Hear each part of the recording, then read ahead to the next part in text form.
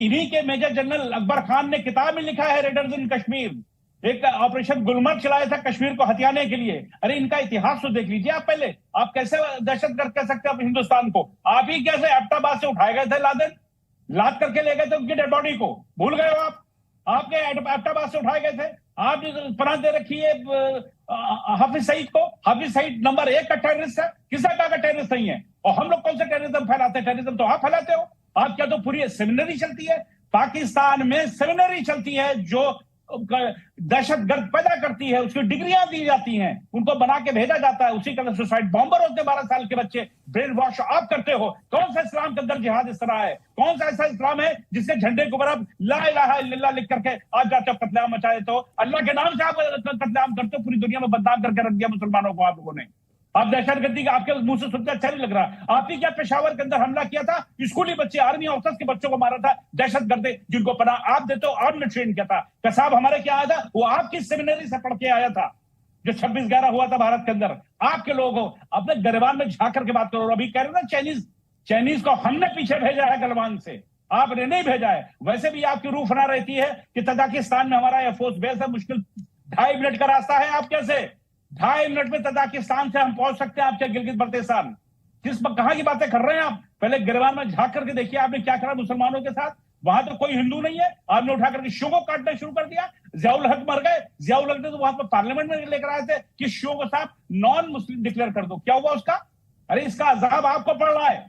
और रही हमास की बात, हमास टेररिस्ट ऑर्गेनाइजेशन है, आप उसको सपोर्ट कर रहे हो, खुल करके शर्म भी नहीं आती है? आपने जब लादेन को सपोर्ट किया, आपने क्या एबटाबाद में अंदर रखा? इससे बड़ा और क्या सबूत हो सकता है? जैसे मोहम्मद के इंचार्ज को आपने अपने क्या रखा? अपनी क्या सेमिनरी बना रखी है? गवर्नमेंट फंड देती है, ISI फंड देती है उनको। क्या बात करते हैं आप? गिरवान में झांकने के बाद बात क्या करिए? लौट के चिल्लाने से नहीं होता, सच्चाई से होता है। मेजर जनरल अकबर खान की किताब पढ़ो पाकिस्तानियों, उसने कैसे आपकी धज्जी उड़ा के रखी, कैसे गैरिसन के अंदर 21 अक्टूबर 1947 को मीटिंग की गई थी जिसमें जमात इस्लामी का भी लीडर था, वहां लियाकत अली खां के भी मौजूद थे, और ये मेजर जनरल अकबर खान भी वहां मौजूद था। कहा था भेस बदल के जाओ कबैलियों का, रेगुलर आर्मी भेजी थी POK में, रेगुलर आर्मी। सर इरशाद साहब को पढ़ने लिखने से कोई लेना देना नहीं है सिकंदर साहब, इनसे उम्मीद ही मत रखिए। मैं चाय पीऊंगा, आप चीखे मारेंगे, मैं चाय पीऊंगा, मैं बात करूंगा, मैं आप चीखे निकलेंगी आपकी, मैं चाय उजमा करतारी के पास चलता हूँ। उजमा करतारी नेता नहीं है, पाकिस्तानी विश्लेषक है। उजमा जी कौन सी पार्टी में, PTI से आ गई या पाकिस्तान मुस्लिम लीग नवाज शरीफ में कि नहीं आए अभी? अरे भाई अब आप लोगों का हाफजा इतना कमजोर है, आपको हर वक्त बताना पड़ता है, हर प्रोग्राम में बताना पड़ता है कि मैं PMLN से हूँ। क्या हो गया? जरा अपने हाफजे को थोड़ा सा छोड़ दिया आपने, PTI छोड़ दी कि आपको भी ना हो जाए। आपका हाफजा ना ठीक होना चाहिए। ये आपके जो मेहमान है ना, ये वाकई इनको मेरे ख्याल में इनको बेगैरती का ना मेडल दे देना चाहिए। ये जो चीख चिल्ला रहे हैं, 75 साल हो गए हैं, आप लोगों ने जो उनकी इंडिपेंडेंस जो एक मूवमेंट, इंडिजिनस मूवमेंट है कश्मीर में, उसमें आपने हर वक्त कोई ना कोई टेररिज्म की कहानी बीच में शामिल कर देते हैं। बड़ी अच्छी बात है। मैं सीधे राजा काशिफ है क्या हमारे पास? उजमा जी की जगह राजा साहब बात कर लेते हैं। राजा काशिफ साहब बताइए ना, सिकंदर साहब ने जो कहा कुछ गलत है क्या? जी मैं बात करता हूँ। आवाज आ रही है आपको? ठीक, हाँ बिल्कुल सही आ रही, बिल्कुल सही आ रही। सबसे पहले तो दीपक साहब आपको मुबारक हो दशहरे का। आप तो 2 दिन चले गए थे, इवेंट आपने यकीनन एंजॉय किया होगा।